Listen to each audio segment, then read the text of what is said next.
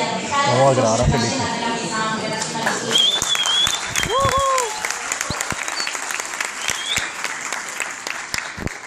Bien, buenas tardes para todas y para todos, a los parlamentarios y a quienes nos acompañan en el auditorio. Saludos a todos los hombres y mujeres del pueblo que a esta hora siguen la transmisión de este importante debate, a los estudiantes, a los profesores, a los trabajadores que en las distintas universidades siguen la audiencia pública sobre este acuerdo con lo superior 2034, pero especialmente permítanme saludar a los estudiantes de la Universidad Tecnológica de Pereira, amenazados, entre otras cosas, por oponerse a este acuerdo con lo superior y oponerse a un rector que lleva 15 años como rector de la universidad. En segundo lugar, al profesor Miguel Ángel Beltrán. Qué vergüenza que en este país, después de tantos años, haya que parar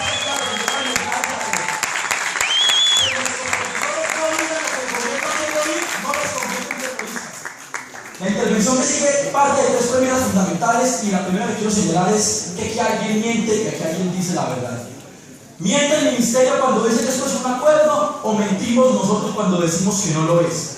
Porque nos tienen que explicar por qué este acuerdo sí es producto de un amplio diálogo con todos los sectores sociales, académicos del país.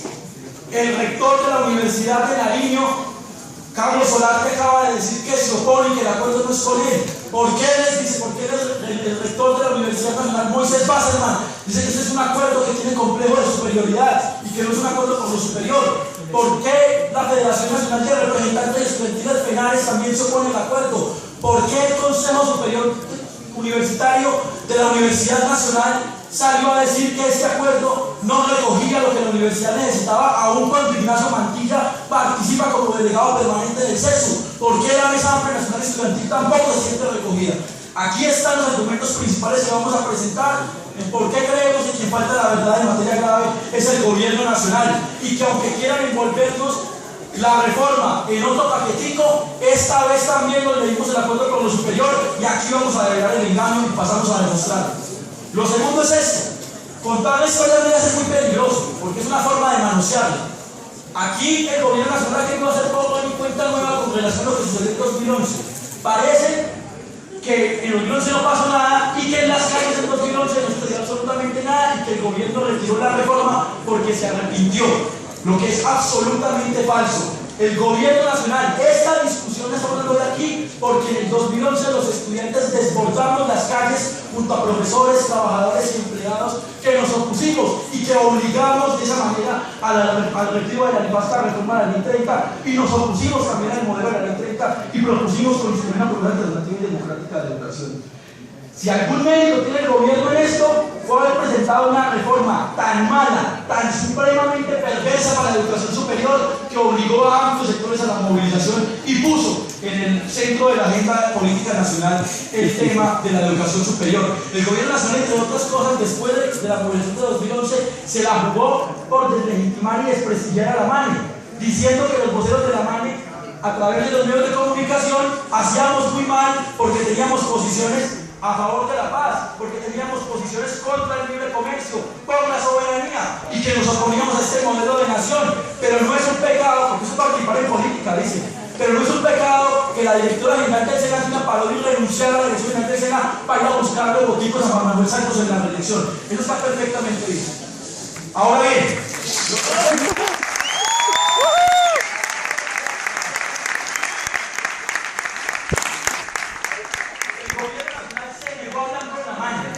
en incisivas cartas, comunicaciones verbales, escritas, intentamos buscarle al MEN después del 2011 y decirle: vamos a construir una metodología realmente participativa y realmente democrática.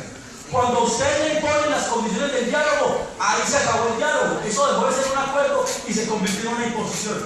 Esta metodología con la que se construyó el acuerdo por lo superior es el clásico ejercicio del yo con yo.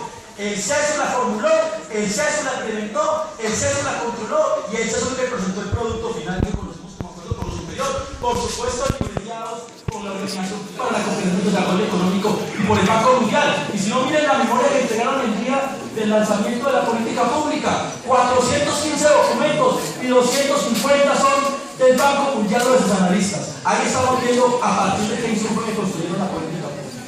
Ahora, el presidente Juan Manuel Santos, el día que retiró la reforma, y no de gratis, insisto, no era una fuerza sobrenatural la que coordinaba los estudiantes y movilizaba a los estudiantes. Era la Mesa Amplia Nacional Estudiantil, los profesores, los trabajadores, la Federación Nacional de Representantes Estudiantiles, infinidad de sectores políticos, progresistas y democráticos, los que coordinaban a los estudiantes en la calle, y por eso se retiró el proyecto de ley y no por la benevolencia del gobierno. Y Santos es una cosa que hay que tener en cuenta y no podemos olvidar en este país tan desmemoriado.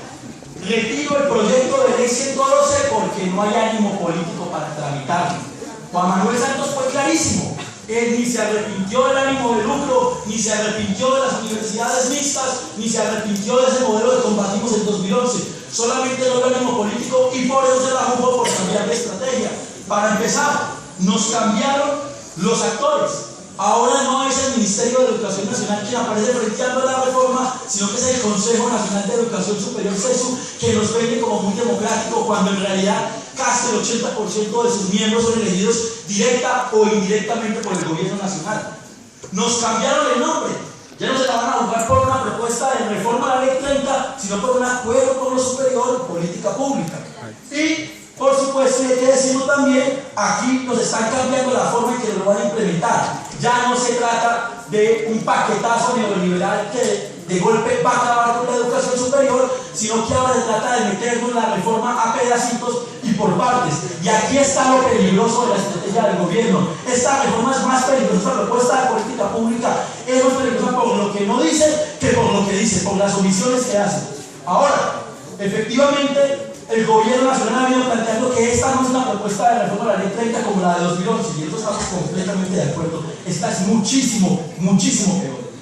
Ahora, en el debate metodológico, el gobierno nacional ha planteado varios mitos que vamos a plantear muy brevemente para tenerlos con el tiempo. Lo primero, que este es un proceso de construcción democrática y participativo en el que se escucharon las voces de las regiones. Nada más mentiroso cuando el 70% de la agenda de los encuentros regionales la ocuparon los tecnócratas del MEN, y después, con lo que sobraba, la gente podía hablar con un montón de limitaciones metodológicas y de tiempo. En una hora hablaba la comunidad y en 4 hablaba el gobierno, bajo la misma lógica de siempre, de yo te escucho, puedes decir lo que quieras, pero al final soy yo el que decide. Y no queremos que nos escuchen más así, queremos que nos escuchen de verdad.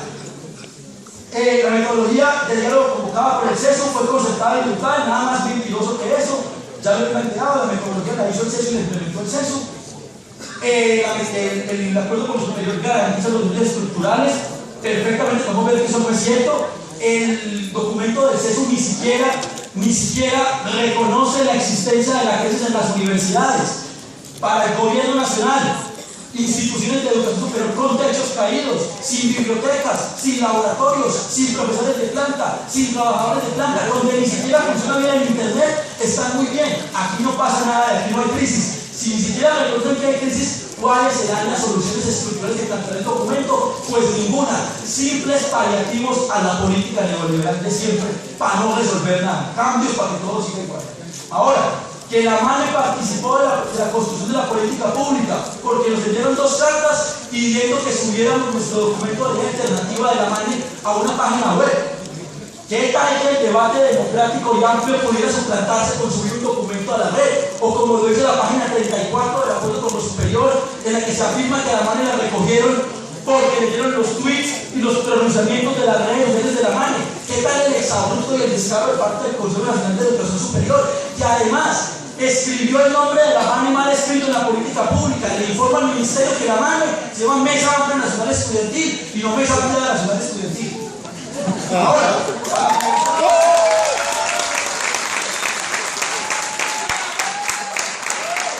vamos a decir una verdad en medio de todo esto.